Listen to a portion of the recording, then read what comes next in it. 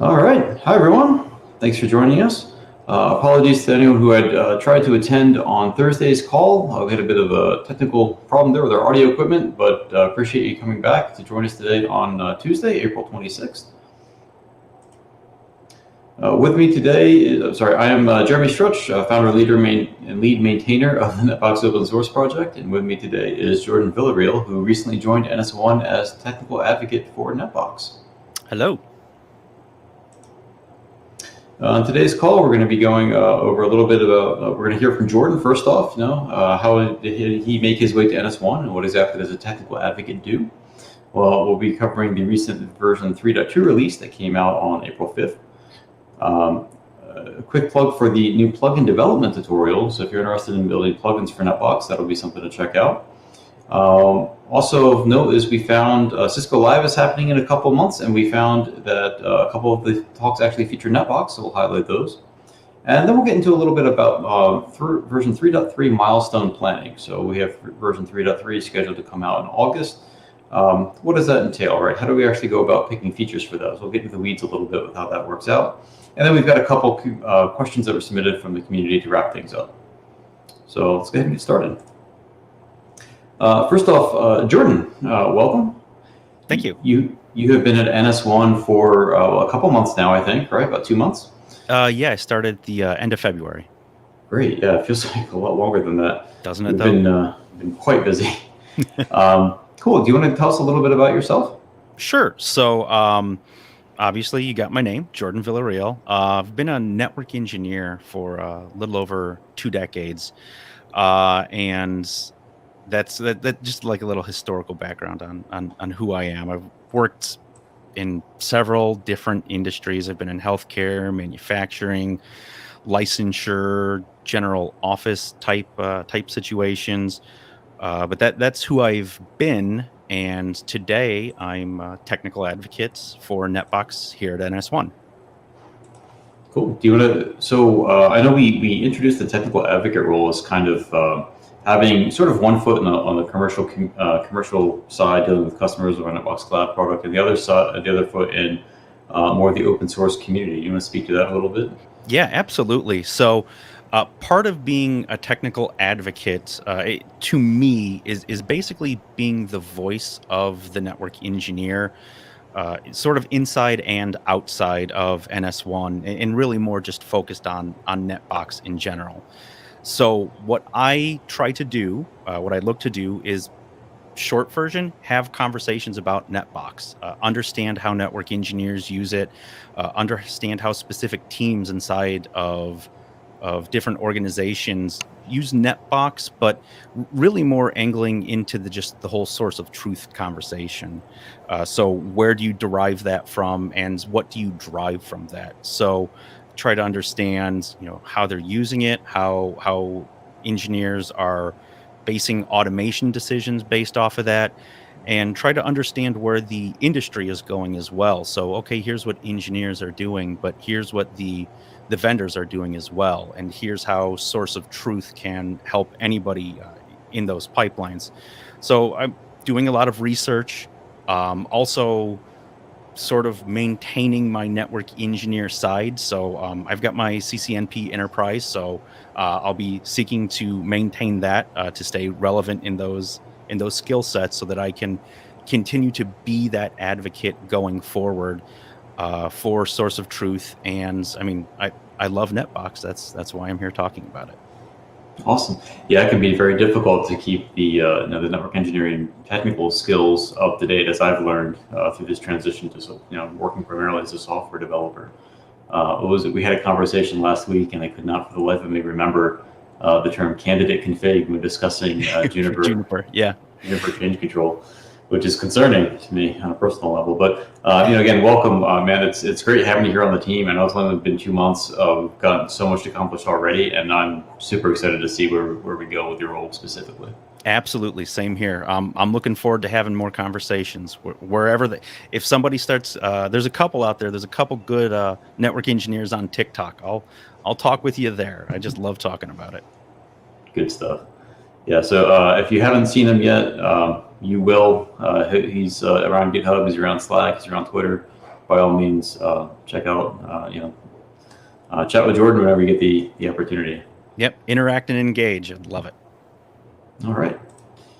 Thanks for that. So to recap real quick, we did have our NetBox version 3.2 release on April 5th. If you do have a chance to check out the demo yet, it is now, the public demo has been upgraded to version 3.2 if you hadn't played with it during the beta period. So we've got a ton of new features in this one. First and foremost, we have a greatly extended and expanded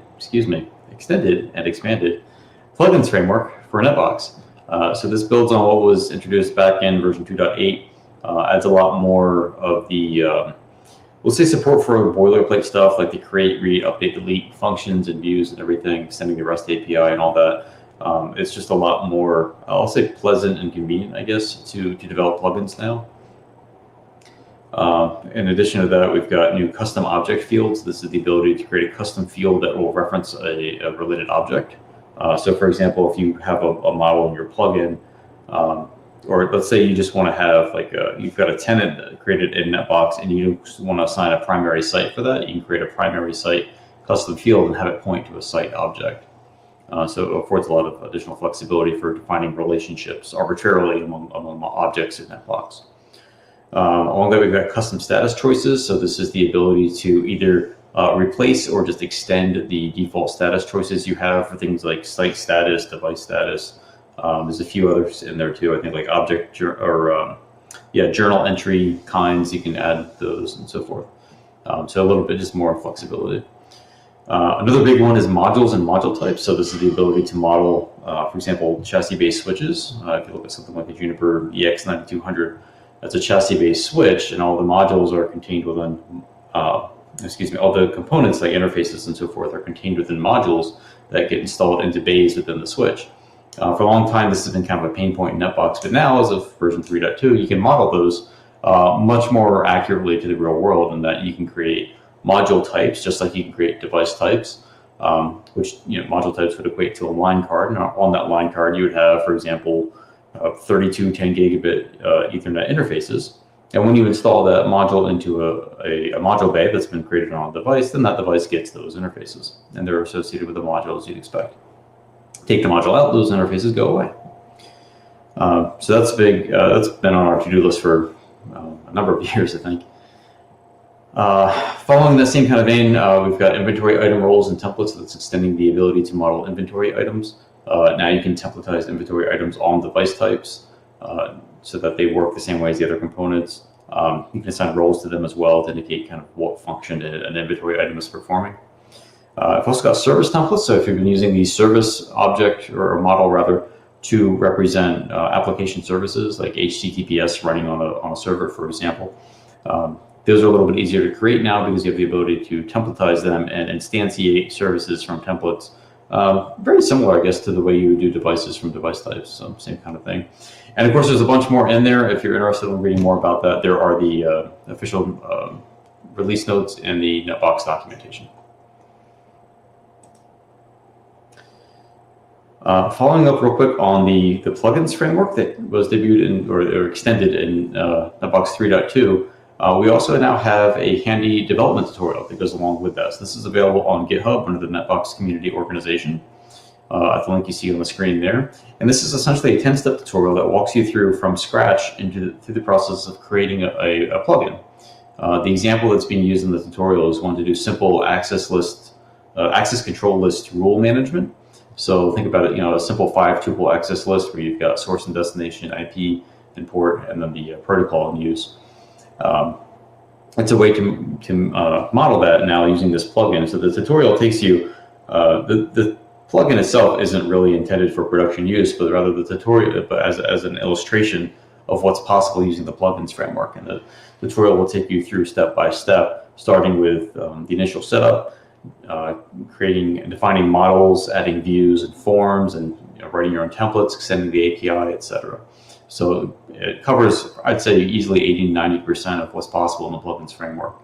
And what's really nice is it has a companion repo that goes along with it, which has essentially 10 different branches, each branch representing a step along the way in the tutorial.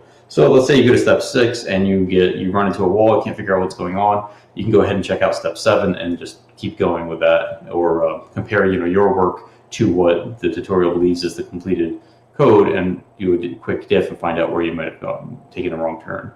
So it makes it very easy to walk through that. I know that's become very popular recently. And I can personally add on that I've gone through the plugin development tutorial a couple times just to improve my skill set around there, and being able to checkpoint in and out of different steps is so helpful. Yeah, it's a pain to maintain, because every time we go to update the demo plugin, if you have to make a correction at step 3, you then have to replicate that through steps 4 through 10 as well. So that much is kind of a pain, but it's tremendously useful from a learning perspective. All right, did we skip it? Oh, I skipped a slide. There we go. Cool. Jordan, you found this. Would you like to cover that? Yeah, absolutely. So coming up at Cisco Live mid-June here, there's going to be 2 sessions that they don't focus on NetBox, but they do bring NetBox into the equation, more or less, of how do you start tracking what you need to track in order to start leveraging automation. So your source of truth. So there's 2 sessions that are out there. And I believe that first one that we have there, the 2295, that one's on Wednesday. You can check the scheduler if that changes, the Cisco Live scheduler. But in that session, they're going to be walking through, between the 2 sessions, what I view is a little bit more of an intro into automating with the source of truth. So they're going to be running through the REST API to do some basic work in there to build out an infrastructure. Then when you go into the other session, which is on Monday the 13th, so they're, in my opinion, they're a little bit inverse in terms of complication level. Like, you might want to sit the Wednesday one before the Monday one, but the schedule is what the schedule is. But the Monday one is going to go a little bit more in depth outside of just dealing with the API and the HashiCorp Vault. Now we're going to talk about a more robust implementation using Cisco NSO, putting Ansible on top of that, using GitHub for versioning. But the commonality between both of these is these processes don't exist without a source of truth. You can feed text files in as far as where you go, but that just never scales well, which is why people look for sources of truth. So I'm excited for both of these. I can't wait to see what comes out of these. As a engineer, the thing that I've struggled the most with automation is, well, what's a good example? Where can I start with? Show me how somebody else has done it. And it looks like in both of these sessions, you're going to be getting a starting point of, hey, here's an example of not just a script. Here's an example of a process that you can work to adapt. And the fact that they're using NetBox as that source of truth in both of those is just, it's amazing to me. Yeah, I really love seeing this content where it's not focused on NetBox, but it really speaks to the ubiquity of NetBox in the industry, where it's like, oh, we need a source of truth. Here's NetBox. We'll use that. Those to me are actually more interesting because it speaks to demonstrates the larger ecosystem. Yeah, and just as a kind of a fun aside, you said that I found these, and that is literally what it was. I don't remember which of the 2 sessions. I just picked up on Twitter that somebody said, hey, session da-da-da, and NetBox, and said, oh, we've got 2 presentations going at pretty much the premier networking event, and we weren't involved in them. They didn't reach out and say, hey, do you mind if we use NetBox as part of this? No, they've adopted this on their own, and we were finding out about after the fact. That's just amazing right there on its own. Absolutely. Yeah, we have Dirk in the chat commented as well. It says, completely agree, Jordan. I need something to play against. I'm a developer, I'm not a developer. I'm an engineer.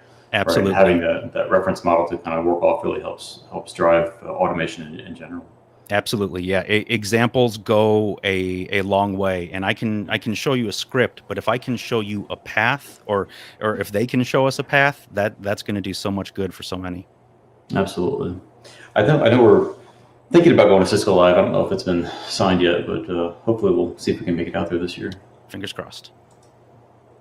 All right, so getting into 3.3 milestone planning. A lot of people ask all the time, especially since we announced the new schedule, the new thrice yearly release. So we did 3.2 in April, we'll do 3.3 in August, and 3.4 is planned for December.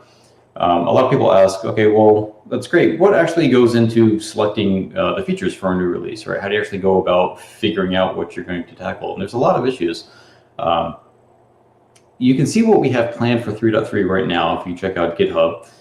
There's a tab at the top called Projects.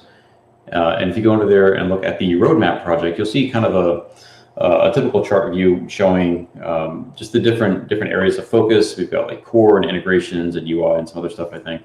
And each of the issues, the feature requests that have been identified for version 3.3 are listed in there. You can also just go through the issues list and select the 3.3 milestone, and that'll show you all of them in a single list. Some of them were done, a lot of these, the ones that are currently tagged for 3.3 were identified during the previous road mapping session a few months back when we were primarily looking at 3.2. Some of them have been added since then. I do want to note that we don't, just because you see something listed there, it's not actually a guarantee. It just means we're going to do, exert our best effort to get it done. Sometimes we'll run into issues, whether that's we just don't have time to get it done, or we run into a technical blocker, either in the code, like not being able to figure out how we want to implement something, or we've run into a blocker in a dependency, something like that. But it just means that it's being actively worked on. And if we can't get it in this release, it'll probably end up in the following release. But that said, how do we actually go about picking these? So I like to think about the application or the code base along two dimensions, right? So horizontally here we have scope, and you can kind of see how we've got the core applications there, circuits, IPAM, vSIM, etc. And then on either end of that, you can grow out the scope to be broader, right? So for example, in 3.2, we introduced support for wireless modeling that didn't exist previous to that. So that's a horizontal expansion of scope, meaning we're just adding more coverage area to NetBox's data model. And the other dimension is completion or complexity, however you want to think about it. That's basically how deep are we going into the features. So for example, wireless right now is pretty shallow. You can model wireless LANs and wireless links, but we don't get into the weeds in anything that's any of the more complex wireless networking paradigms. Whereas something like vSIM, we do get pretty deep in there. IP address management as well, it's pretty thorough. An example of greater completion or complexity would be when we introduced IP ranges, and I want to say version 3.1 of NetBox. It might have been 3.0, I can't remember offhand. But that's where, okay, we had reasonable coverage of IPAM, but we wanted to get deeper in there, right? So that's when you're adding fields to models, for example. That's you're being able to model more and more of the same kind of discipline without really extending horizontally. So we have new features are typically a horizontal thing, or it could be a depth thing. You kind of see how we've got the current release grows to the upcoming release in both directions.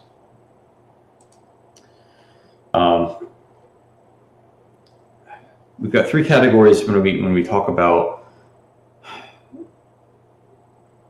features along both dimensions, I think. So scope, completion, and housekeeping. So scope is we're adding new models, or that's that kind of horizontal growth that we're talking about. So we've got it could be the new models, could be adding fields to an existing model. It could also be adding new integrations. It's kind of a different take on the horizontal scoping there. Additional customization and stuff like that. And then you have the completion. So some examples there are extending the existing models and enhancing functionality. Enabling new relationships is a big one as well. Just being able to tie, for example, I know we have a feature request in there right now for associating tenants with wireless LANs, for example. So that would be, we're not modeling anything new for wireless LANs or for tenants, but rather we're adding a relationship among the two. Improving validation is another great example. And then you have housekeeping. This is the kind of stuff that has to happen all the time. A lot of this takes place in patch releases, but for different reasons. Some of it might be postponed for a minor release like 3.2 or 3.3. So you got bug fixes, UI improvements. Paying down debt is a constant thing that we seem to always want to avoid, but have to do inevitably. Documentation, testing, and so on. So that kind of gives, hopefully that provides a relatively comprehensive picture of kind of the overall landscaping of features and how we go about categorizing things. But as far as actually selecting which one to do which, there are myriad factors that go into that planning. Some of these are just kind of yes, no things, like is the feature, like how well defined is the proposal first off, right? When someone says, I want NetBox to do X. Okay, well, do we have a data model for that? Do we have an implementation plan? Have we thought through how, what other feature requests or other initiatives it might impact or block? Another factor is how many people are asking for it. So just popularity, right? What I do from time to time is go on the GitHub issues, and I go to under the issues list. I go to sort, and I'll sort it by the little thumbs up reaction, because we tell people to upvote or download things using the thumbs up or thumbs down emoji on GitHub, and that will kind of give you a rough gauge into how popular certain feature requests are. If I look at this right now, I see that there's a bunch of really popular ones. Like there's one right now for injecting subtabs on object detail views from plugins, things like that. So basically we'll look for anything that hasn't been assigned a milestone yet and say, okay, well, these are pretty popular, and use that as a weighting factor in the decision. Now, of course, it's not the only factor. So even if something's well defined and a lot of people want it, is someone willing to own it? Right? That's the third bullet point on there. Who wants to actually work on it? More often than not, it'll fall to me or one of the other maintainers to implement. Occasionally, someone from the community will step up, although most of our non-maintainer contributions typically occur during patch releases in the form of minor features or small bug fixes. Another point, like I alluded to earlier, is anything blocking it, right? Does it make sense to do this right now? And that requires you to kind of keep juggling your mind the scope of everything we might potentially do, right? We don't want to make a change to the virtual machine model, for example, if we know that there's two other feature requests that that change might impact, either enabling them or preventing them, depending on how the change is being made and what the proposals are. So sometimes you have to really define that roadmap out a couple releases down the way to make sure that you're not painting yourself into a corner, so to speak. So yeah, blocking it and not blocking it. And another one I didn't put on here is we do try to loosely pursue a theme sometimes. So for example, if there are three feature requests around wireless, for example, we might try to pack them all into one release just so that it's easier to understand and digest the release notes. So you kind of see, the change kind of tends to center more around specific areas of NetBox rather than just having it spread out everywhere all the time. It's not always possible, kind of depends on what's happening, but hopefully that gives a pretty good idea of all the different decisions that go into something. Another point I guess I should have added there is how long has it been around? Our oldest feature request right now is issue number 51, 2 digits, and that was opened I think a couple weeks after the original open source release of NetBox, and it is to model half-height rack units. For some reason, we've not gotten to that yet. But I think the biggest blocker there has been figuring out how to actually do it. That first point, right? How well defined is the proposal? We know we want half-height rack units, but that's really as far as the conversation had gotten. But you'll be happy to know this has been tagged for version 3.3. I am determined to figure it out. Really, really want to get that one closed out. Yeah, there's a bunch of other stuff that's gone in 3.3, so if you're not watching this live, by the time you are watching it, it may have changed, so I'm not going to go through all of them, but we've got some really, really cool stuff planned for that, so check that out for sure. GLIO1337 on the chat says, I wish GitHub made the thumbs up more noticeable. I think newer GitHub users don't know they can upvote features and bugs. Absolutely agree. They're doing better with this with the new discussions feature. So if you go under discussions on GitHub, you can see it's very much like Reddit or some similar platform where you've got that count of votes next to it with a little up arrow. So it's very clear that you're upvoting discussion. You can't actually downvote, but it's very clear that there's the option to upvote. Whereas with issues, you're absolutely right. You don't see that right away unless you've actually diligently read the contributing guide or something like that. There's no way to know, right? Or if you see something that's already received a lot of thumbs up, you say, oh, I can add one too. But if you're the first one, it's not immediately clear that you can react with that. And it's not a great way, but unfortunately, we're limited by the tool set that we have available. I know GitHub does take that feedback. They do act on things like that. At this point, I'm just kind of waiting, and hopefully at some point soon they'll introduce something more visible to the end user. Oh, and there's the list of features right there. You can see by the little sign poster it says version 3.3. That's the milestone assignment. So there's some examples of what we have in the queue currently. So I talked about the release cycle earlier, just to give a better overview of that. Probably should have stuck the slide on a little bit earlier. With the 3.2 release, so with most releases, we'll have about a 30-day beta period. We went a little bit longer with 3.2. We did 6 weeks for that one, primarily because the plugins framework demanded just a longer iteration on feedback from plugins maintainers, so they had more time to use that, play around with the code. For 3.3, we're planning a normal 30-day beta release.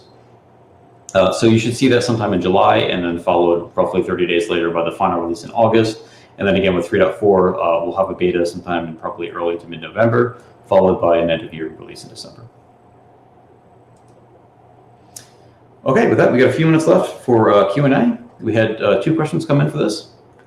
Jose A asks, what type of security scan is included in the CI/CD, or continuous integration, continuous deployment of NetBox? Something like PyUp or SNCC that could fix vulnerability found in dependencies and mitigate our source supply chain attacks. We don't have any of this checking built in right now, and the primary reason is that every patch release we put out, we go through and reevaluate the dependencies and upgrade them unless there's a reason not to. So sometimes there will be a conflict between dependencies, and we have to keep one pinned to a certain version. But the long and short is, we don't do the automated checking because it kind of happens anyway. This might, if we did an automated system, it might call our attention to a potential issue earlier than normal. I don't know that it would always yield a new release, since people can generally upgrade a dependent package anyway. So we don't do that right now. And of course, whenever you implement something like that, you have to have a policy that goes along with it, which means someone has to be processing that policy and taking those actions. So it kind of adds yet another layer of bureaucracy on top of it. And I don't think we're to that point just yet. Second question, Peter L asks, are there performance tests and benchmarks that make sure that NetBox remains speedy even with the growth of the code? I can imagine that not all code is optimal. Yeah, I agree. And that increased speed is possible with code or database optimizations. This is something I'd love to get done. I haven't really just had the time or opportunity yet to pursue it. If there's anyone in the community who would like to take this on, by all means, you are more than welcome to check that out. I don't even know offhand what tools are available for this, but yeah, and some kind of automated process that would run a prescribed set of benchmarks. So not the test suite, because the test suite is not geared for performance. That's geared to test certain workflows and everything. We don't really have an eye toward performance other than trying to keep it from taking too long. But something that would do perform actions like creating 100 sites, creating 100 IPs. How long does it take? Making some bulk change and record benchmarks. And the ability to do that and not only produce results, but record that over time, I think would be immensely valuable to show that, hey, this pull request resulted in a 20% longer time to create prefixes. What's going on? Yeah, that's something we do sorely miss right now that I'd love to get implemented if we can. Something I hope to take on at some point. But again, if there's anyone in the community who would take that on, by all means, reach out and we'll get you set up for sure. Jordan, sorry, anything you wanted to add on either of those? No, not really.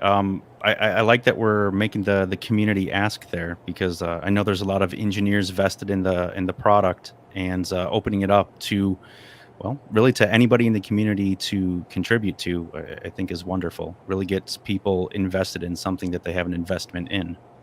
Yeah, absolutely. And we have seen an uptick recently, I feel like, with people putting in PRs for different features and various things. So it's very, very promising, very encouraging. Okay. Dan's on. Hi, Dan. Dan says, I wonder if there's a GitHub action to add the thumbs up and down. Yeah, I don't know. That's something that I'd really like to see more from GitHub as an improvement to the platform, but I'm sure I'm not alone. All right. Well, that said, that covers it. We are at 30 minutes in, so I think we'll go ahead and wrap up. Thank you, everyone, for joining. Jordan, thank you for joining as well. Absolutely. And that's it for now. we'll do another. We're doing these community calls monthly, so look for another one sometime in late May. We'll go ahead and announce that both in the NetDev community Slack and on the GitHub discussion under the NetBox project. So until next time, thanks everyone, and we'll see you next month. Take care.